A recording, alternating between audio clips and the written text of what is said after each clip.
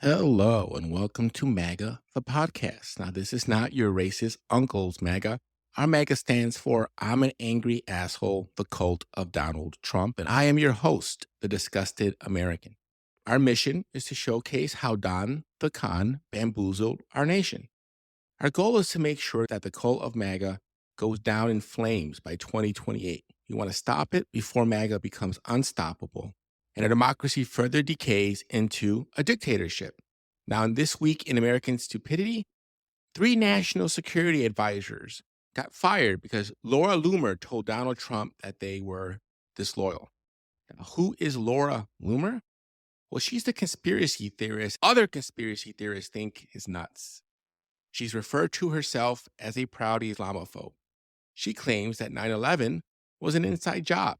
She's charged that some school shootings were staged, and she questioned whether the deep state might have used an atmospheric research facility in Alaska to create a snowstorm over Des Moines, Iowa. Somehow this wacko got to walk into the Oval Office with a list of people she said should be removed from the National Security Council because they were disloyal. She said it was an honor to meet the president and present him with her research. And this person was able to get 3 senior officials fired. We also had Liberation Day, where the United States imposed 10% tariffs on most products, imposed huge tariffs on several of our key allies. As a result, set the U.S. stock market on fire, wiping out over $5 trillion in value. All of this has a past, an opportunity for us to connect the dots to see how we got here. So if we want the cult of MAGA to end, it's important to know how it began and why it spread. We have to go back to Trump 1.0, the election of 2016. So the why it spread part is the foundation of our current series on disinformation, exploring how a lie becomes a truth. Over past sessions, we've already revealed the first 2 layers of disinformation. There's the message itself, composed of 3 elements, and then there's intent and scale. What makes a message a dark side message? And this intent and scale goes all the way from a mistake to an outright lie, from an individual person to a group of people. On one corner, we have misinformation, where people are unconsciously misled. Someone may repeat a statement that they are not aware is inaccurate. If you intentionally are trying to mislead someone, well, that's disinformation. And if you're intentionally trying to demean, diminish, or destroy a group of people, well, that's malinformation. So this week, we're going to explore the speed of lies versus truth on social media. So if we wanted to influence others, is it easier and more effective to either tell the truth or to tell a lie? To help illustrate how to create momentum for a story, I want to share a personal experience. I was in New York City on 9/11. I was working on Wall Street the morning it all happened. The Twin Towers were visible outside of my office window. For the first plane, we just heard a boom. We looked out the window, we saw the damage. Initial reporting said it was a small plane that had an accident and crashed into one of the World Trade Center Twin Towers. When the second plane hit, it was on the opposite side of the building. And all we saw was a massive fireball, and the glass panes on our building began to rattle. As you can imagine, people panicked. We were given the option of going to the basement or leaving the building.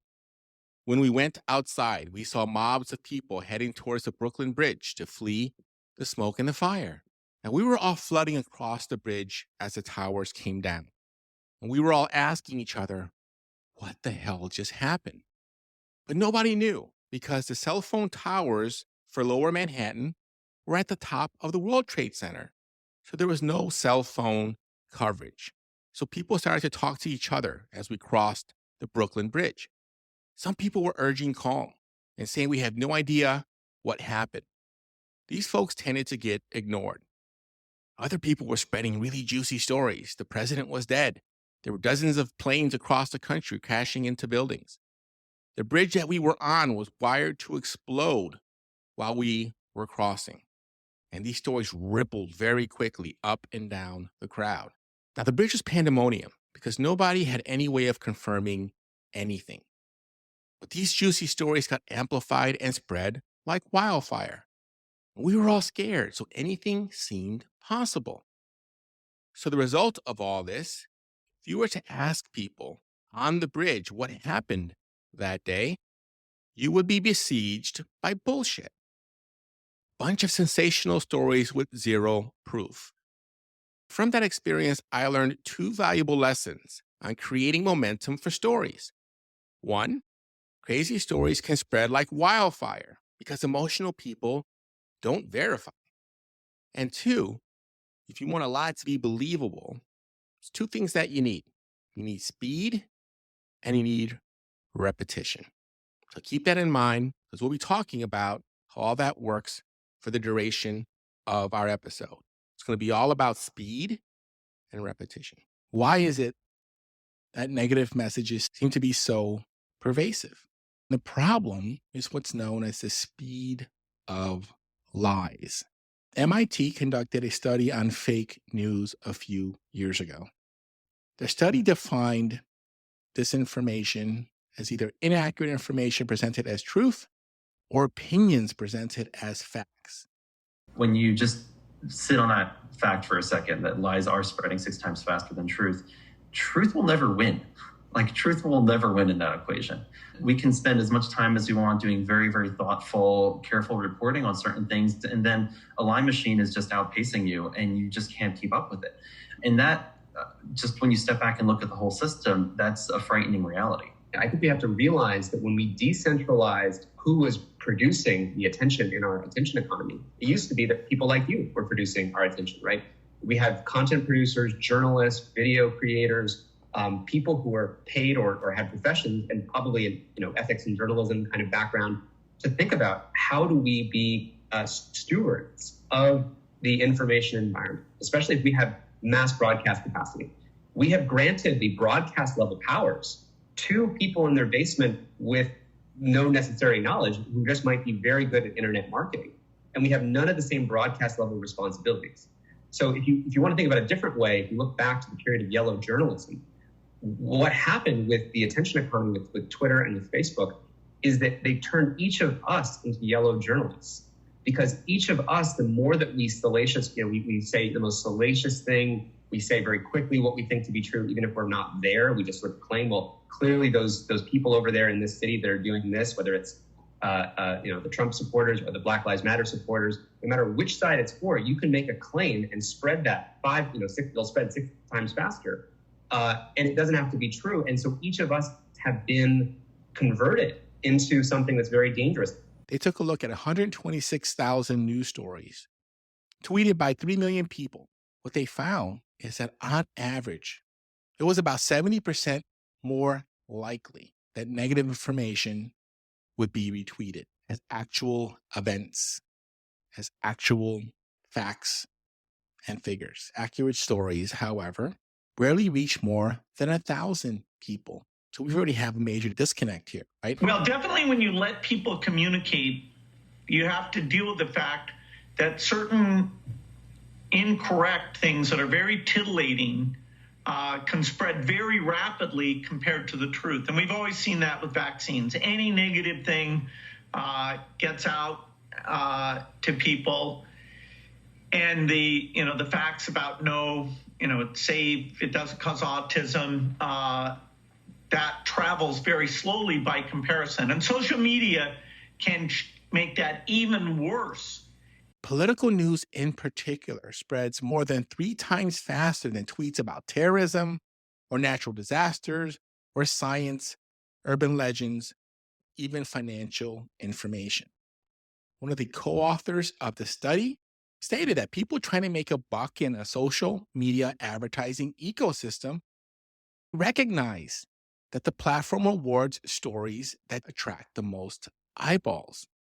Polarization is a great business model. False information is more easy to spread because it relies on these controversial and emotional elements in ways that truth typically doesn't.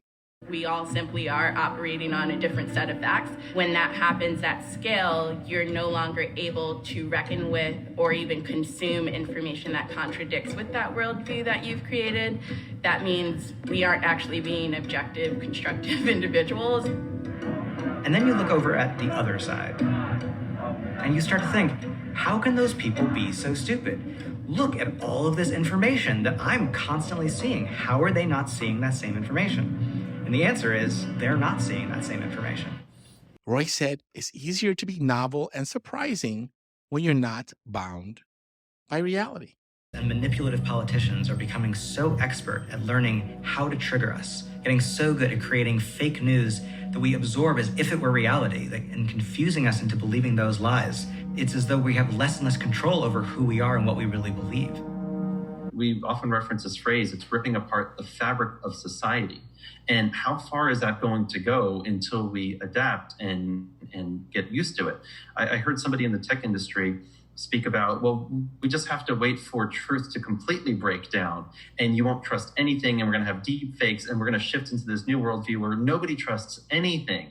And after we get to that point, then people are going to start trusting just the people in their small circle, and that's going to be our adaptation. And I don't know if we're going to make it through that. So I don't know. I guess I just personally believe that there's a need for shared truth and shared reality if we're going to make political decisions around how should we as a country or as a society or as a world address fill-in-the-blank problem.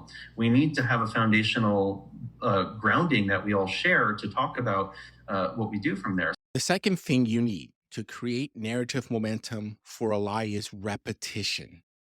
Repetition of false information creates a phenomenon known as the illusory truth effect.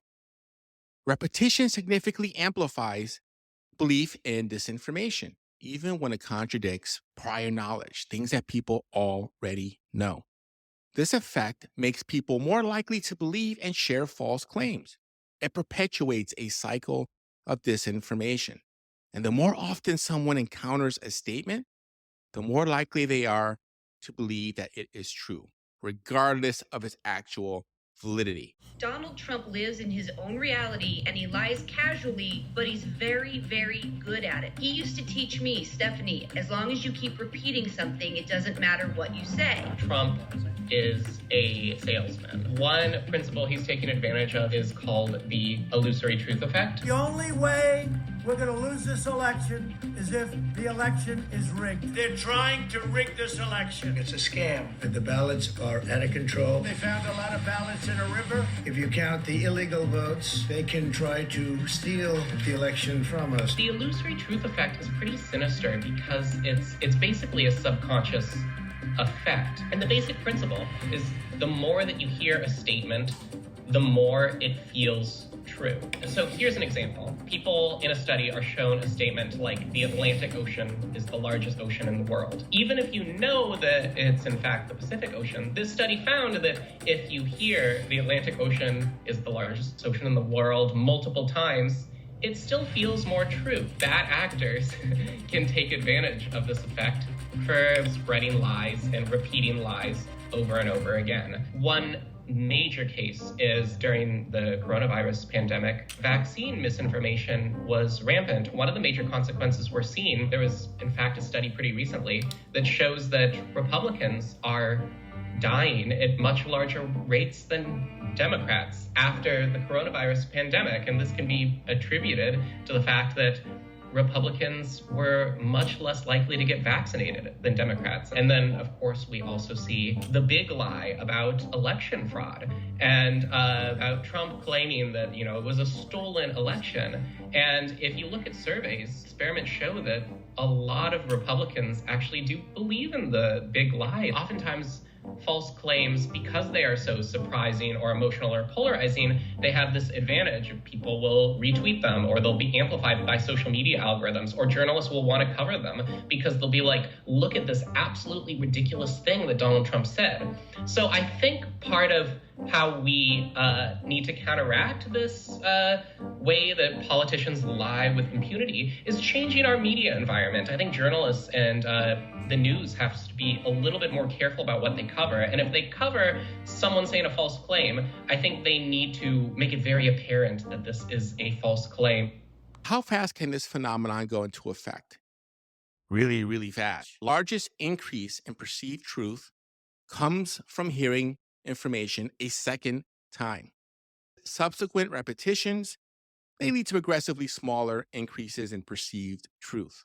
And after 9 repetitions, the increase is no longer meaningful. Maybe it shouldn't be surprising that repeated stimuli are perceived more favorably. After all, our brains have evolved to identify threats, and anything novel is a potential threat. But if after repeated exposure nothing bad happens, it becomes familiar and comfortable and therefore a sign of safety rather than a threat. This is especially important on social media, where news feeds have been designed to encourage quick reads and quick responses. One of the things that we hear about stopping disinformation is that it has to come from trusted sources and representatives, religious, political, community leaders, or just people in your circle that you trust.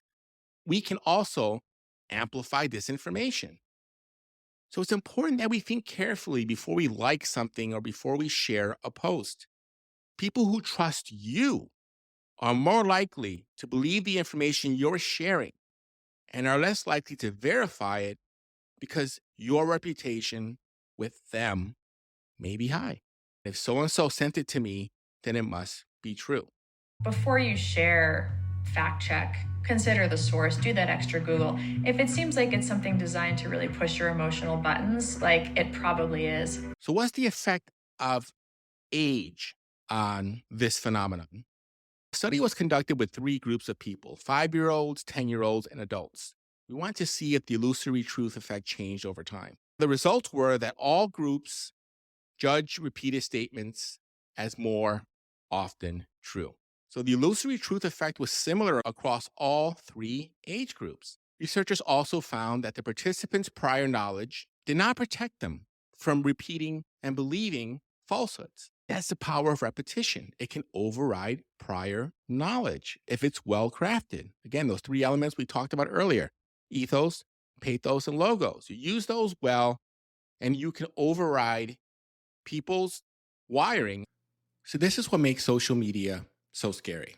Social media posts that feature radical, outrageous content like conspiracy theories, racist grievances, and calls to violence, they tend to spread faster. And the more novel a post is, the more detached it is from reality, the better. Extreme and misleading content is designed to inflame emotions. There'd be no point in posting it otherwise. It's meant to make you angry, to bypass the logical parts of your brain and force you to react, either positively or negatively. The algorithms on social media don't care if you like a message or you hate it. They just care if you engage with it. And then if you start watching one of those videos, then it will recommend it over and over again. It's not like anybody wants this to happen. It's just that this is what the recommendation system is doing. So much so that Kyrie Irving, the famous basketball player, said he believed the earth was flat, and he apologized later because he blamed it on a YouTube rabbit hole. Like you click a YouTube click and it goes like how deep the rabbit hole goes. It's like... When he later came on to NPR to say, I'm sorry for believing this, I didn't want to mislead people, a bunch of students in a classroom were interviewed saying, oh, the round earthers got to him. The flat earth conspiracy theory was recommended hundreds of millions of times by the algorithm. It's easy to think that it's just a few stupid people who get convinced, but the algorithm is getting smarter and smarter every day. So today they're convincing that the earth is flat, but tomorrow they will be convincing you of something that's false. Study participants were also more likely to share statements they had been previously exposed to. Another insight from these studies were that participants, when they compared their predictions with actual performance, underestimated the influence of repetition on truth judgments. And this underestimation was far more pronounced when they were making predictions about themselves than about others. So essentially, people felt, other people might be susceptible for disinformation much more than I am, when in fact, they were just as susceptible. Repetition and speed are intentional tactics to exhaust the average person.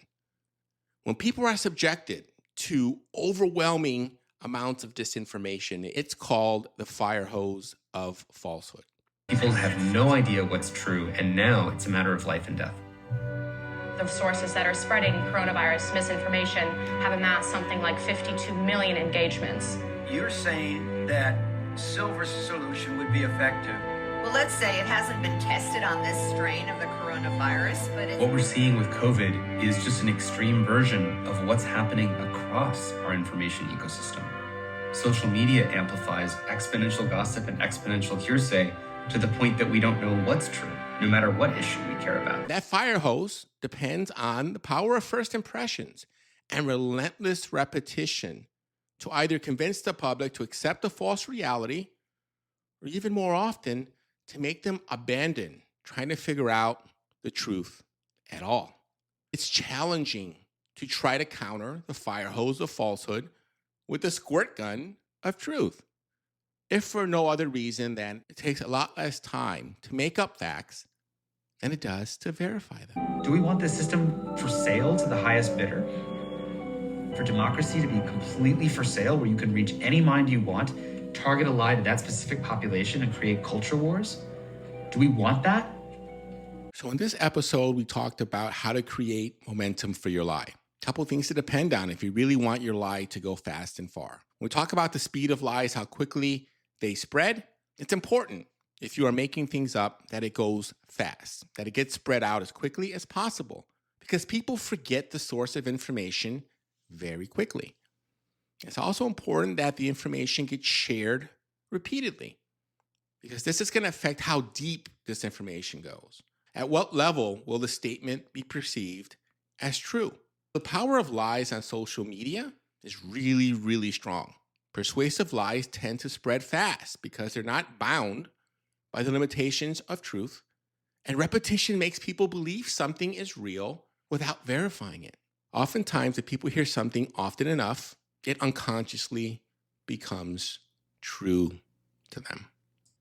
So that's all we've got for this week. If you want to help out the channel, please subscribe or follow us on your podcast platform, and tell your fellow disgusted Americans where we are so they can give us a listen. If you have a moment, please leave a rating on your platform so more folks can find the show. Reminder, new episodes drop on Wednesday. Thank you all for tuning in. Look forward to seeing you again next week. Ciao.